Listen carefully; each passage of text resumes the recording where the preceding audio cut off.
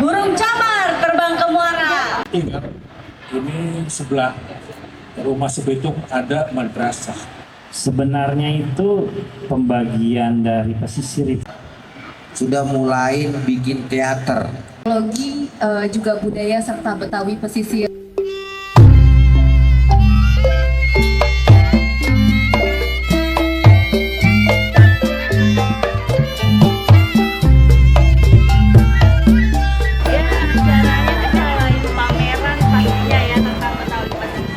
Ada juga talk show, terus ragam kuliner di sini diisi oleh 30 UMKM kayak gitu. Burung camar terbang ke muara. Cakep. Hey, angin laut bawa rezeki. Cakep. Mari kita mulai acara. Bapak Ibu silakan mendekat kemari. Assalamualaikum warahmatullahi wabarakatuh. Gitu, saya segar kan. Oke, baik. Hari ini kita akan, sebenarnya ini konsepnya talk show, Bapak Ibu sekalian, tapi kita buat makin slow aja ya Pak. Baik, kita buka dulu untuk acara hari ini, talk show tentang Hajat Budaya Serambi Pesisir 28 sampai 29 Juni. Belum. Jalan-jalan ke Kota Tua. Naik sepeda sambil ketawa. Siapa yang cakep? Selamat datang teman-teman hadirin semua. Mari kita mulai acaranya sekarang, oke?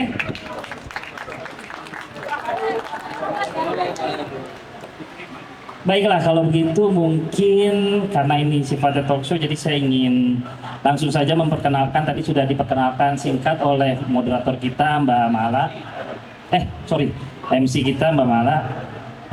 Narasumber kita 4 ahli ini, di depan kita semua ada Pak Chandrian. Beliau adalah arkeolog senior, ya, YouTuber juga. Dulu berkecimpung di Jakarta ya Pak ya, Jakarta. Sekarang sudah menikmati masa Jakarta di umur 498 Jakarta. Lalu kemudian ada juga di sebelah Pak Chandrian ada namanya Mbak Asri, beliau biasa dipanggil Mbak Aci. Ini merupakan salah satu kurator pameran yang ada di gedung belakang ini, gedung panggung. Jadi teman-teman sekalian, Bapak Ibu sekalian, kalau misalkan ada yang ingin ditanyakan tentang kuratorial pameran kontemporer yang ada di gedung belakang, silahkan. Mbak Asti ini juru bicaranya, seperti itu. Ada timnya sendiri. Lalu kemudian di sebelah Mbak Aci ada Babe Suhaib Mahbub. Nah, mudah-mudahan nggak salah sebut Babe. Beliau merupakan salah satu budayawan Betawi. Pernah menjadi Kepala Biro Bamus DPD Jakarta Utara periode 2018-2023, ya Babe ya. Lalu juga pengurus di Lembaga Kebudayaan Betawi bidang penelitian dan pengembangan periode 2018-2020. Itu Babe. Lalu kemudian di sebelah Babe Suhaib ada Mas Gilman, Pak Gilman. Beliau merupakan Ketua Program Studi Arkeologi FIBUI. Beliau sebagai akademisi, jadi teman-teman sekalian bisa nanti bertanya tentang kebudayaan Betawi apapun itu kepada Mas Gilman. Oke, untuk mempersingkat waktu, mari kita dengarkan dulu mungkin ya, entah itu 1 paragraf atau 2 paragraf dari para narasumber tentang kebudayaan Betawi pesisir, Bapak Ibu sekalian. Sebenarnya banyak teman-teman saya yang bertanya waktu pameran ini, yang poster ini muncul. Mereka memang sudah puluhan tahun tinggal di Jakarta, tapi mereka baru tahu bahwa Betawi itu terbagi menjadi 3 golongan. Pesisir, pinggiran, tengah, kalau menurut. Nah, itu gimana? Sejarahnya kalau menurut Pak Chandrian atau menurut Babe Suhaib, lalu nanti dari segi pamerannya mengapa pesisir, gitu Mbak Aci. Mungkin itu Pak Chandrian, silakan.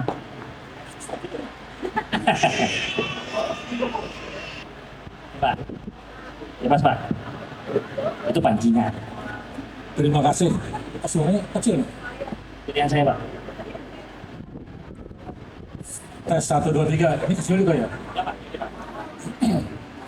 Ya, yang namanya Betawi Pesisir, Bang Sweb, ini saya baru dengar sekitar tahun 2000-an.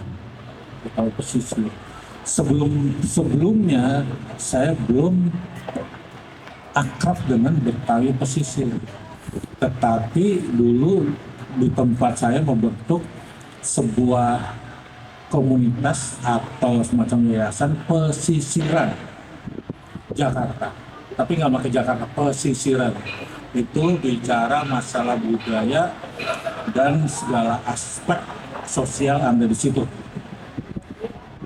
Terus saya masuk kemari ini baru tahun 1975. Baca lah.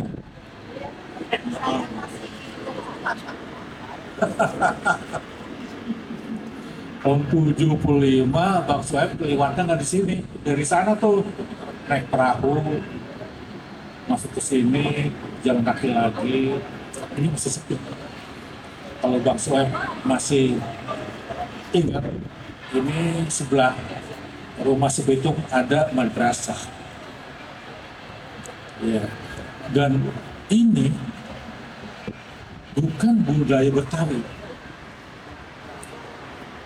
tetapi ini bagian daripada Bugis, karena yang bikin, yang miliknya itu adalah Haji Safiuddin yang dijadikan korban oleh si Betung. Ya. Tetapi dalam perkembangan berikutnya ini ada sebuah buku arsitektur Betawi. Masuk ini. Nah, itu perlu ada sebuah penelaahan. Dan seingat saya yang namanya 200 tahun perkembangan Marunda dan sekitarnya, itu saya hitung dari mulai pendaratan armadanya Inggris, Pak Gilman. Itu di Cilincing. Di Cilincing ada pemukiman, tua juga. Pemukiman itu sebagian besar orang Tionghoa. Sebelah kirinya yang sekarang jadi wihara, sebelah kanannya Muslim. Tapi sampai tahun 1972 saya jalan ke situ masih banyak tambak, Bang Suhaib ya, tambak. Dan pemukiman berikutnya adalah ketika 1811 di daerah Marunda. Marunda ini dibagi 3, Bang Hedir. Marunda ini pulau apa nih? Pulau Marunda Besar dan Marunda Kelapa. Saya kalau kemarin berhenti di Marunda Kelapa. Jadi orangnya sedikit, 200 tahun tuh kayaknya begitu-begitu aja. Bahkan sampai tahun 1966 ketika Cilincing dikembangkan menjadi rencananya proyek dokter besar se-Asia Tenggara, tapi mangkrak. Orangnya udah digusur-gusurin tuh, ada yang pindah ke Cilincing, ada yang kemarin. Lantas lagi ketika tahun 1980-an tuh berapa tuh, barangkali Bang Suhaib ingat, Marunda Marunda Kelapa digusur, geser kemarin lagi. Terusnya perumahan saya yang ada di Sangkur digusur, geser kemarin lagi, ini padat. Dan orang di sini adalah orang udah multi etnik. Nah, kalau nanti dikatakan sebagai multi etnik dan ingin dijadikan sebagai budaya yang akan diberi nama Betawi, ya itu tergantung dari para peneliti mau dibikin apa. Jadi bagi saya apapun ini berkembang tetap sebuah budaya baru yang ada di pesisir. Karena budaya ini kita bisa lihat berbagai etnik ada di sini. Ini kita lihat di sini juga masih ada orang-orang dari mana, seberang sana, seberang sini, dari mana sih nama tuh, Indramayu. Iya, saya kalau malam kemarin Pak Gilman jalan dari sini ke Muara Gembong, jalan kaki kan Pak. Itu musiknya adalah tarling. Terus saya ngarepin Gambang Kromong, Bang Sueb.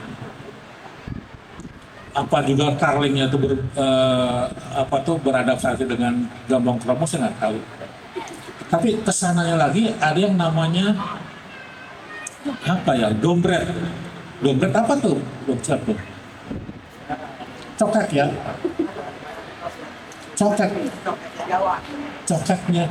Tapi itu ternyata bawaan dari daerah kesana tuh, Tangerang, yang Gambang Kromong suara melengking itu kebawa kemari semua. Itu umumnya orang Tionghoa. Nah, akhirnya saya berkesimpulan sementara nih Bang Sueb, bahwa budaya ini nampaknya di sini, pesisiran sini baru terbentuk gitu. Ya, karena terbentuk baru sekitar 30 atau 40 tahun yang lalu. Ini terbentuk sebuah budaya baru. Ini umumnya kalau sekarang di sini Pak Gilman nanya, di mana kamu kerja? Nelayan ya? Enggak, saya kerja di Bondet. Bondet itu adalah perusahaan apa ya? Apa sih namanya? Kawasan berikat. Bondet kan bahasa Inggris, berikat. Itu lebih banyak di situ. Lantas juga banyak orang juga kerja di kantor. Banyak juga orang kerja menjadi informal di daerah, tapi jarang yang nelayan. Saya temukan budaya Betawi di sini ini sekitar 1 sampai 2 kilo ke selatan. Itu banyak semua Betawi. Iya, tetapi sayang Pak Gilman, itu udah digusur jadi BKT. Jadi ini tugasnya pemerintah daerah melalui pengelola museum kebahagiaan ini harus dicarikan bentuk yang baru bagaimana tetap sebuah kultur yang ada di sini yang multi etnik terlestari, bisa dikembangkan, bisa dimanfaatkan dan bisa dilindungi. Itu saja. Aman ya, kalau kelamaan saya. Oh, aman. Terima kasih Pak Jandrian. Mungkin budaya Betawi secara keseluruhan gitu. Itu ini coba. Baik, Assalamualaikum warahmatullahi wabarakatuh. Tadi moderator bertanya, kenapa sih sekarang ada Betawi 3 rupa? Kan gitu kan? Ada Betawi pinggir, ada Betawi tengah, ada Betawi pesisir. Jadi sedikit saya menjelaskan, kalau kita mau cerita itu dari pangkalnya dulu ya, awalnya kelak. Bahwa peradaban baru di sini dari mana kita lihat? Awalnya dari kerajaan Salakanegara yang konon katanya cikal bakalnya dari sini, yaitu di zaman Aki Tirem. Aki Tirem konon katanya ada di kampung Sungai Tirem sini, Kali Tirem namanya. Pada dekade berapa sih itu? Pada abad kedua atau tahun 130 Masehi. Konon ceritanya dari kerajaan Magadha dan Sangkayana perang di India. Sangkayana kalah perang mendapatkan hunian baru, dia lari kemari. Di sini hunian barunya ketemu sama Sri Poaci Larasati, putri daripada Akit Tirem. Nah, sehingga terjadilah di situ, kalau udah terjadi perkawinan berarti terjadilah asimilasi, perkawinan dua suku bangsa ya, itu dua suku etnis, maka terjadi asimilasi. Setelah terjadinya asimilasi, lambat laun maka akan terjadi akulturasi. Yang ini bawa kebudayaan, yang ini bawa kebudayaan, dijadiin satu, maka terjadilah akulturasi. Setelah terjadinya akulturasi, maka terjadi amalgamasi. Lama meningkat sejalan beriringan zaman, maka terjadi penetrasi. bukan penetrasi di dalam dunia kesehatan yang memasukkan hal-hal lain gitu kan. Penetrasi ini adalah memasukkan suatu bahasa untuk komunikasi. Untuk komunikasi. Jadi begitu, Bang. Ini sedikit rada lama nih soal ini nih. Jadi supaya danta nih, ya. Jadi Ya biar pada danta emang. emang ngomong-ngomong Audin ngerti kagak saya ngomong danta begini ya? Hah? Ngerti? Kalau kagak ngerti searching di Google ya. Setelah itu terjadinya asimilasi, akulturasi, kemudian penetrasi linguistiknya gitu kan.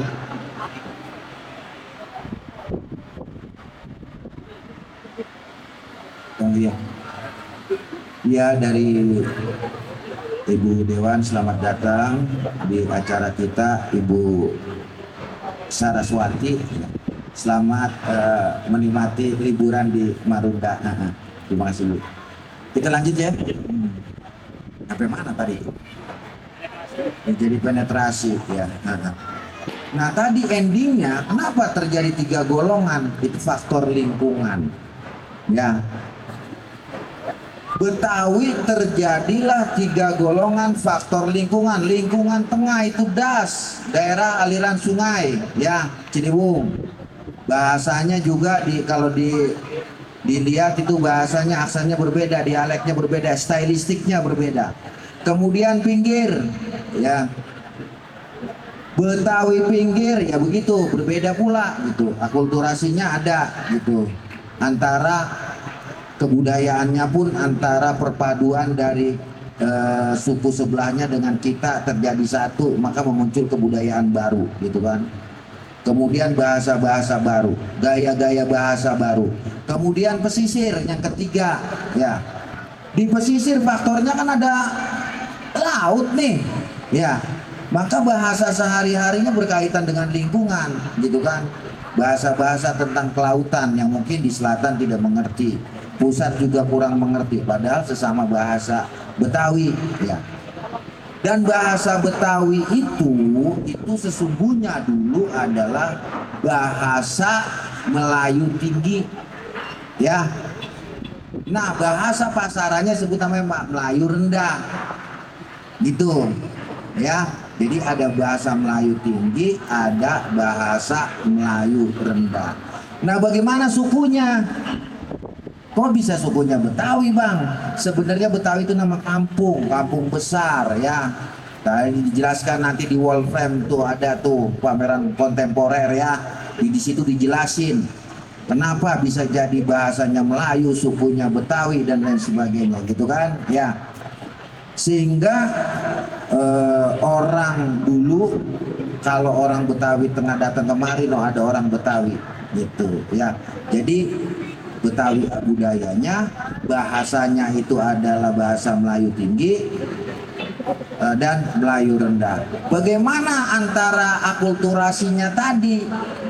Orang Jawa datang kemari dulu disebut karena sudah berbudaya Betawi, lama di Betawi, beranak pinak di Betawi, dulu disebut namanya Jawa Kemelayon, Jawa Kemelayuan.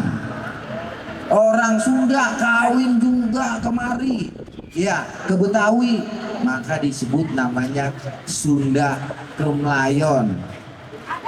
Nah, dari perkawinan itu muncul pula akulturasi. Apa contohnya? Dari musiknya gitu kan, topeng ya. Topeng musiknya gamelan, syair-syairnya Sunda banget ya, tapi omongannya banyolannya pakai bahasa Melayu, bahasa Betawi ya gitu. Di pesisir masuk Cina ya, suku etnis Cina, mulai dari tahun Majapahit udah orang Cina udah ada di sini, apalagi terkenal ada peristiwa geger pecinan tahun 1740. Kagak mungkin orang Cina diem di sini kagak kawin sama orang sini. Mencampurkan suatu kebudayaan, akulturasi budaya, maka adalah itu musiknya juga bentuk akulturasinya ada gambang keromong ya. Kalau memang ini dianggap Betawi apakah memiliki nenek moyang asli? Sebenarnya punya, tapi ada proses-proses. Ada proses-proses itu tadi 4 faktor: asimilasi, ya, akulturasi, amalgamasi, dan penetrasi soal stylistik. Barangkali itu ya. Nanti terkait hal-hal itu lainnya tinggal baca tuh di dalam kan ada di wallframe tuh ya. Pameran kontemporer tentang bagaimana Betawi pesisir. Kalau kita buka di sini 3 hari 3 malam kagak bakal kelar. Itu aja barangkali. Ya Mbak Be,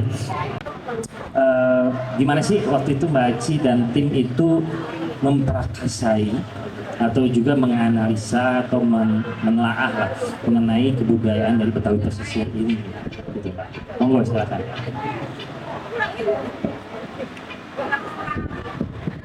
Ya, terima kasih Mas Haidir. Selamat siang Pak Chandria dan Bapak Suel dan teman-teman semuanya. Ya, terkait pameran temporer ini mengenai Betawi pesisir ya. Sebenarnya ini juga merupakan ide dan kerjasama kami dengan unit pengelola UP Museum Kebaharian Jakarta. Jadi kami membicarakan kira-kira Betawi mana yang bisa kami eksplor bersama seperti itu. Kalau kita sering mendengar tadi Pak Chandria dan Bagas UF juga menjelaskan mengenai adanya pembagian Betawi seperti itu, tapi yang paling dikenal oleh masyarakat umum adalah Betawi kota dan Betawi pinggir ya. Kemudian kita juga melihat bahwa sebenarnya Betawi juga mereka punya budaya pesisir, apalagi kita tahu bahwa Jakarta sebenarnya dari sejak dulu merupakan pelabuhan dan kota pesisir tentu saja yang menjadi gerbang bagi orang-orang untuk datang ke wilayah ini. Banyak orang berbagai suku bangsa yang membawa kebudayaannya, pasti tentu saja mereka akan berpadu dan membentuk sebuah kebudayaan baru seperti itu. Nah, pesisir tentu saja mempunyai ciri khas yaitu kemaritiman, tapi hal tentang terkait maritim ini sebenarnya kita jarang sekali mendengarnya.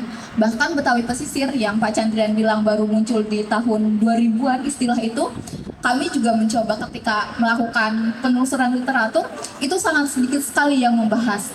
Banyak yang bilang bahwa Betawi pesisir ini bagian dari Betawi pinggir seperti itu. Tapi ternyata ketika kita lihat kembali bahwa di Betawi pesisir ada Betawi pesisir yang daratan, ada juga yang pulau. Nah, itu hal yang menarik untuk dibahas, dan ketika melihat tradisinya juga mereka cukup berbeda dengan yang ada di Betawi Tengah atau Betawi Kota atau juga Betawi pinggir yang misalnya di wilayah Tangerang atau di wilayah Bogor seperti itu.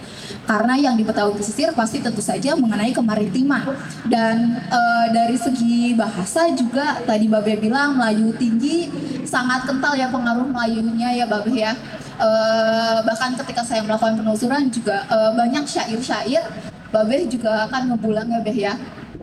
Banyak syair-syair yang yang ternyata hadir karena interaksi antara orang-orang Betawi dengan Melayu dan sebagainya. Bahkan ketika saya membaca ada juga mengenai cerita mengenai pendekar darah putih ya Beh ya, yang dari kepulauan Pulau Panggang seperti itu. Jadi menurut kami tim bahwa Betawi pesisir ini banyak sekali hal yang bisa dieksplor, dan informasi mengenai Betawi pesisir masih sangat sedikit, dan bahkan masyarakat pun dari tim kami juga melakukan pengamatan, langsung turun ke lapangan apakah wilayah di sekitar misalnya di Marunda mereka mengenal istilah Betawi pesisir. Ternyata sebenarnya mereka lebih mengenalnya sebagai Betawi pinggir misalnya seperti itu. Tetapi ketika dijelaskan mengenai ciri-cirinya Betawi pesisir, oh mereka baru juga sadar, oh iya ya kalau berdasarkan tradisi kami memang lebih mirip Betawi pesisir seperti itu. Tetapi nanti kita kembali lagi bahwa apakah Betawi pesisir ini akan muncul sebagai istilah baru untuk menyebut identitas orang yang tinggal di pesisir sebagai Betawi pesisir, atau mereka ya akhirnya kembali menjadi Betawi pinggir seperti itu untuk penyebutan identitas. Ini nanti tugasnya Pak Gilman ya sebagai peneliti, nanti kita juga bisa bekerja sama dengan para budayawan untuk melacak tradisi lisannya Beh ya. Bagaimana orang-orang di sekitar pesisir itu menyebutkan atau mengaku identitasnya terkait pesisiran ini. Jadi mungkin teman-teman kalau yang sudah melihat juga bisa melihat pameran, bisa mengetahui atau mungkin bisa mengidentifikasi kira-kira budaya atau mungkin bahasa dan tradisi seperti apa yang lebih ke pesisiran. Tapi ketika kembali lagi melihat tradisi yang di wilayah pesisir, Pak Chandra juga bilang tadi mungkin rumah Betawi yang ada di sekitar pesisir juga sudah tidak ada karena banyak penggusuran ya Pak ya. Nah kami juga mengamati bahwa di sekitar wilayah pesisir juga masyarakatnya sudah tidak banyak yang menjadi nelayan karena wilayah untuk melautnya sudah lahannya juga sudah berganti seperti itu. Jadi akhirnya mereka berganti profesi dan tradisi kemaritiman di wilayah pesisir lama-lama mungkin mulai menghilang. Nah jadi salah satu alasan kenapa ada pameran temporer ini sebenarnya menjadi untuk pengantar dan pemicu untuk pelestarian mengenai Betawi pesisir, khususnya budaya Betawi pesisir. Seperti itu Mas Haidir. Semoga menjawab. Oke baik, terima kasih Mbak Aji. Sebenarnya itu pembagian dari pesisir itu, Mas. Apakah kalau tadi Mbak Beswe bilang karena lingkungan, kan? Ternyata dari lingkungan itu membentuk suatu perbedaan-perbedaan yang cukup signifikan, bahasa, mungkin juga kuliner dan lain sebagainya. Bagaimana ilmu pengetahuan berusaha untuk menelaah itu sih sebenarnya. Gitu. Ya Mas. Beli ikan di pinggir Marunde. Ikannya dapat yang paling gede. Assalamualaikum, encang-encingnya babe. Semoga talk show kita ada faedahnya. Gak mau kalah. Orang Garut mantul. Cakep gak? Cakep Mas. Udah oke nih kalau orang kebun nanas bilang cakep. Assalamualaikum warahmatullahi wabarakatuh. Terima kasih Mas Haidir. Saya agak punya beban berat ya habis terakhir dari Pak Chan, Babeng sama Mbak Aci gitu ya. Pada prinsipnya yang coba kami pelajari gitu ya di kalangan akademisi itu intinya adalah teman-teman di sini kan didominasi oleh mahasiswa juga ya. Jadi kalau kita ingin mengkaji gitu ya satu komunitas budaya itu, kita bukan memberikan semacam penilaian ya. Jadi apa yang kita kaji, kita datang sebagai peneliti itu objektif murni untuk sebetulnya memaknai gitu ya apa yang mereka lakukan sehari-hari gitu ya. Lalu kita maknai dari sudut pandang macam-macam. Nah itu awal mulanya. Dari situ makanya ketika kami berdiskusi gitu ya, termasuk Mbak Aci ada di dalamnya tim kurator, alangkah kita terlalu offside gitu ya kalau di satu pameran yang ditawarkan kerjasamanya oleh UP Kebaharian itu menjajakan dengan sangat kontras soal terminologi Betawi pesisir. Nah sehingga awal mulanya yang diminta mungkin oleh pihak pemerintah gitu ya dalam hal ini, bahwa ingin tim pameran ini memberikan informasi, kita ubah mindsetnya, pemikirannya menjadi mengambil gitu ya informasi, fakta, dan berbagai perspektif dalam satu pameran ruang yang ada di belakang kita dan disajikan ke publik gitu ya, ke pengunjung, sehingga pengunjung itu bisa ikut andil memberikan pendapat dan pikirannya terhadap gejala-gejala budaya yang ada yang kita tampilkan. Jadi kurang lebih Mbak Aci dan teman-teman itu maunya menyajikan seperti itu gitu ya, Bapak Ibu sekalian. Nah, mudah-mudahan pesan itu yang ditangkap, karena ketika saya berkali-kali gitu ya ke pameran temporer ini dari awal sampai akhir, balik lagi diskusi bahkan sama Babe Sueb, sama Pak Chan gitu ya, diskusi itu dalam konteks budaya di akademisi itu sangat cair gitu ya. Kalau kita berbicara identitas aja ya, kan ada dua identitas itu ya, identitas tetap dan identitas yang dinamis. Kalau tetap ya kita berbicara jenis kelamin gitu ya. Ketika kita lahir laki-laki, terus kromosom, DNA gitu ya, itu tetap. Tapi ada identitas yang fluid gitu ya, bahkan yang menempel ke diri kita pun gitu ya, seperti warna kulit bisa dinamis.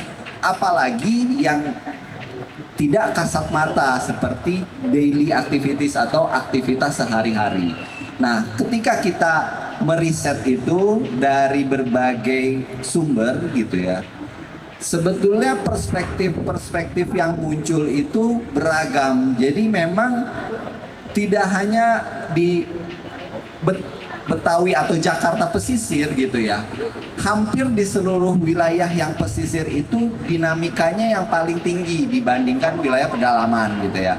Karena memang secara logis kan konteks untuk komunikasinya lebih intens dibandingkan pedalaman. Ada proses di mana komunikasi itu kan berjalan ya.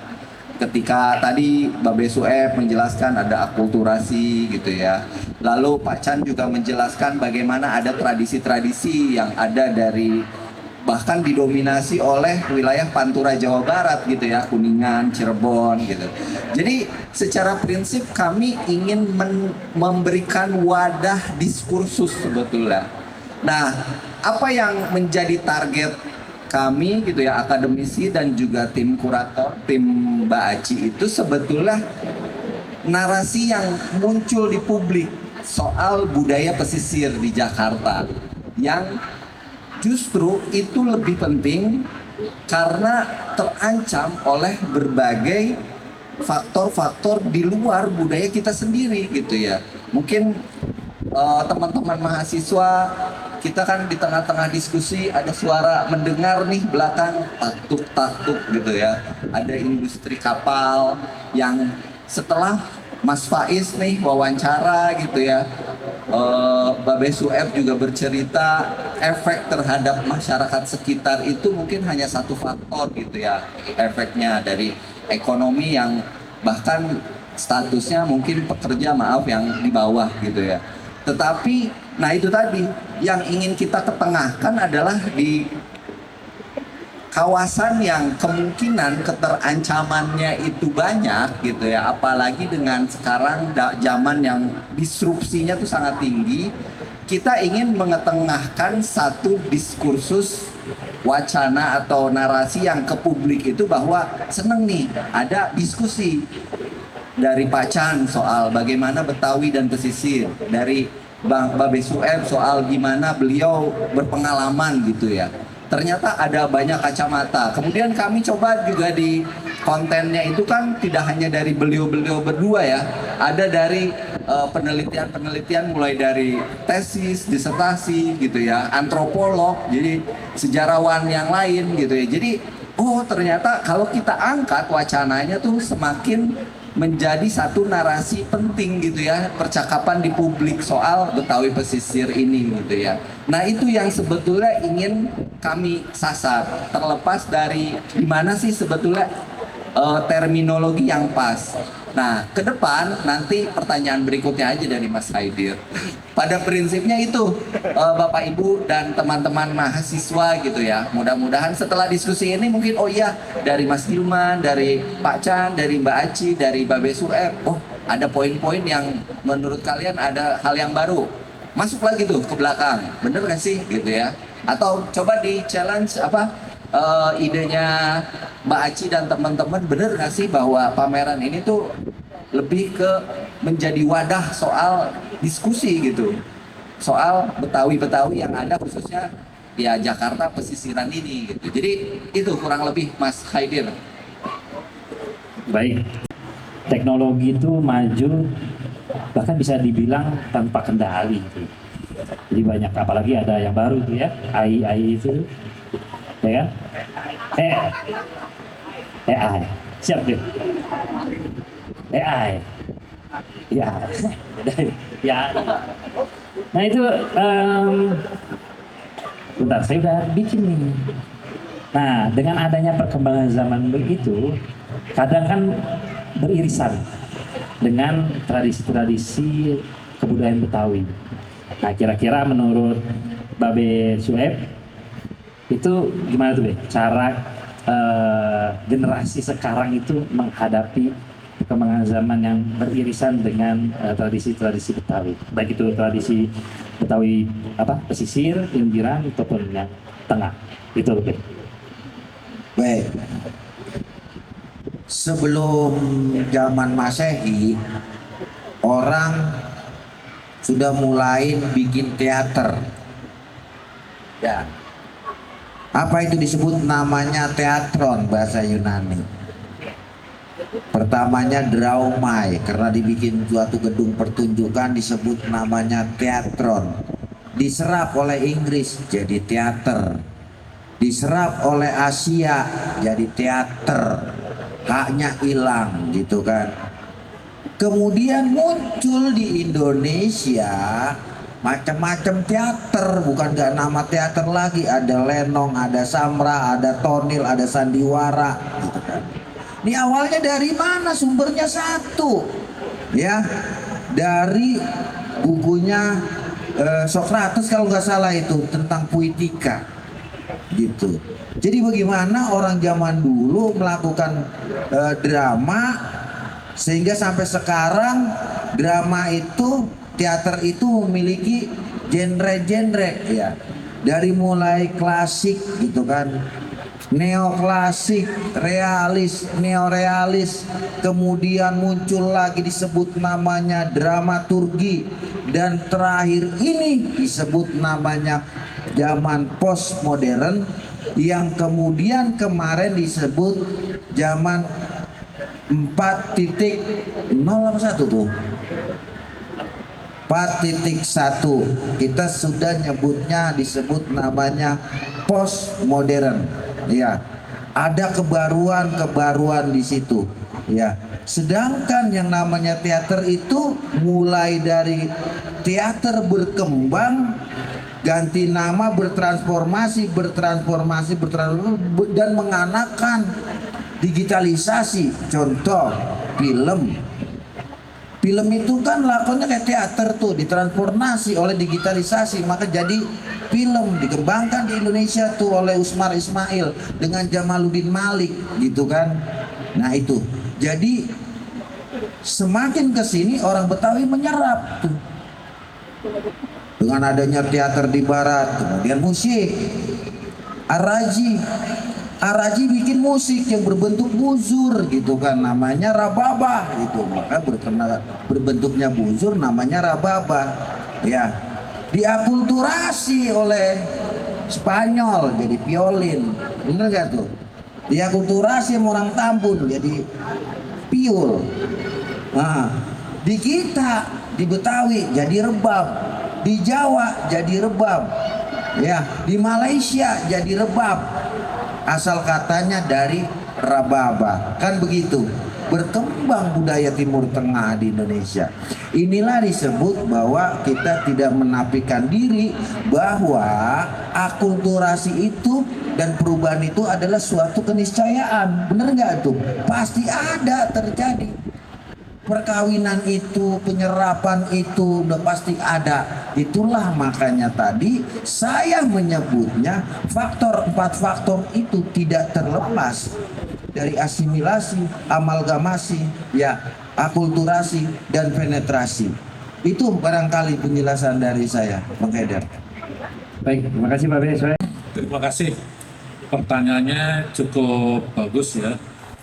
Tapi Pak Gilman, Mbak Aci, kita nggak sadar bahwa sejarah Betawi Pesisir dan Marunda ini sedang disusun oleh orang-orang secara lisan. Sedang berlangsung ini. Ya. Oleh karena itu, bagaimana akademisi membuat supaya ada perimbangan.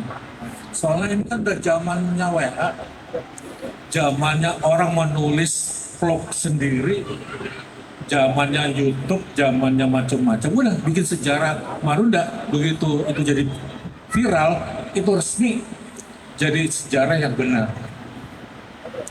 Begitu juga Betawi Pesisir. Apabila Mbak Aci sudah tidak ada tanggapan semuanya, tetapi ini tertulis dan terekam, disebarluaskan oleh masyarakat sini resmi, itu jadi Betawi Pesisir. Ada nggak ada bahwa yang namanya sejarah bisa aja dalam ranah penulisan publik, Mas Gilman. Jadi publik itu yang menulis itu kita nggak bisa pungkiri. Soal salah atau benar nanti urusannya kan bisa dilurusin, maka sejarah nasional Indonesia yang jilid ke-6.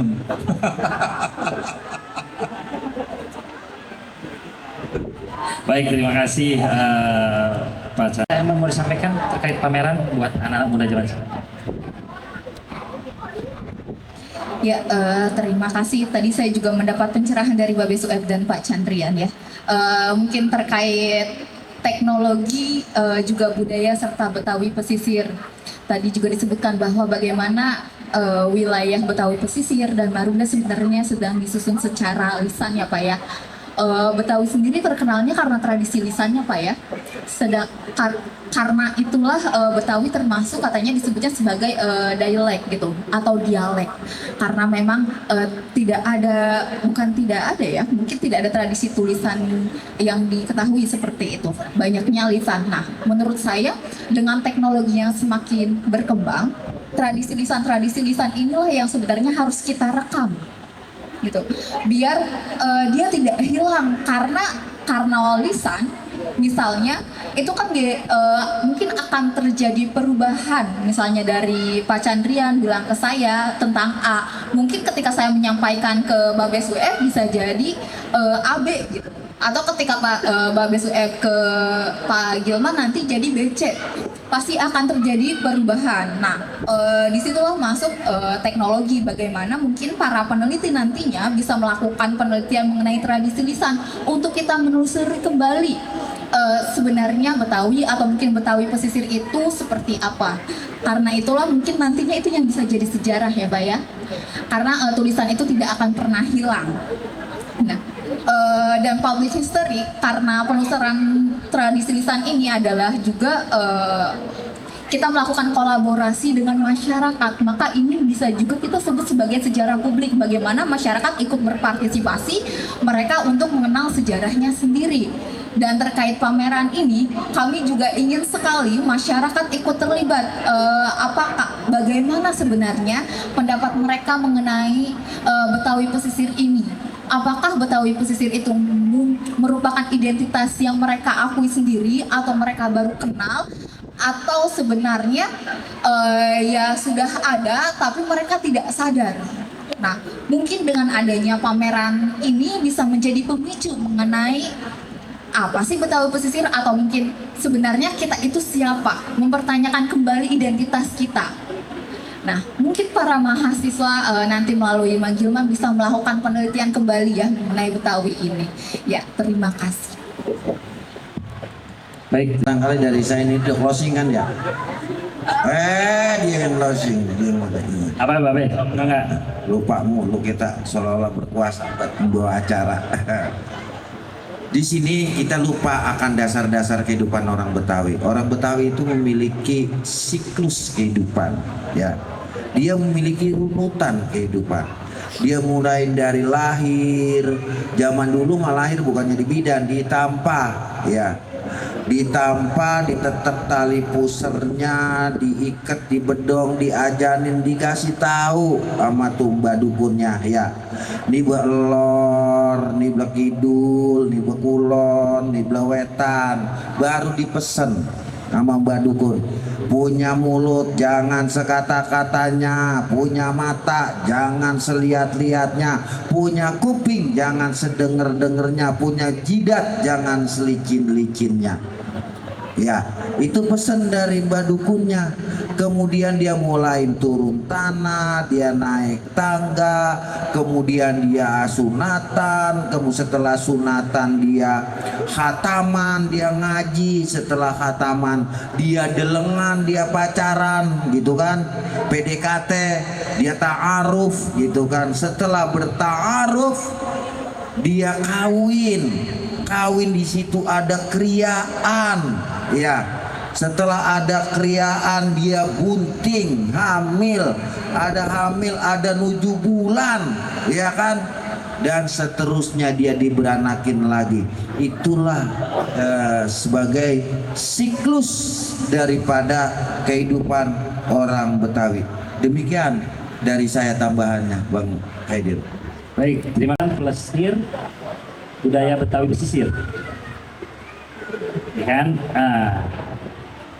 Banyak yang sudah kita ketahui ya, memang teman-teman. Jadi saya udah sedikit bikin ini dari obrolan-obrolan dengan keempat narasumber kita, dari Marunda sampai ke Ancol, dari Tanjidor sampai ke kuliner yang khas. Kita telah menyusuri jejak-jejak budaya pesisir yang kaya, penuh makna dan syarat dengan sejarah. Semoga apa yang dibicarakan hari ini bukan sekedar menjadi cerita semata, namun juga menjadi semangat untuk terus melestarikan budaya Betawi pesisir.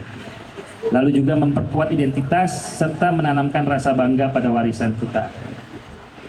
Kalau tadi kita sudah mendengar berbagai cerita, berbagai bentuk tentang plesir lewat kata-kata dan lewat cerita, semoga ke depan kita bisa menyelami budaya-budaya Betawi ini lewat aksi yang lebih nyata.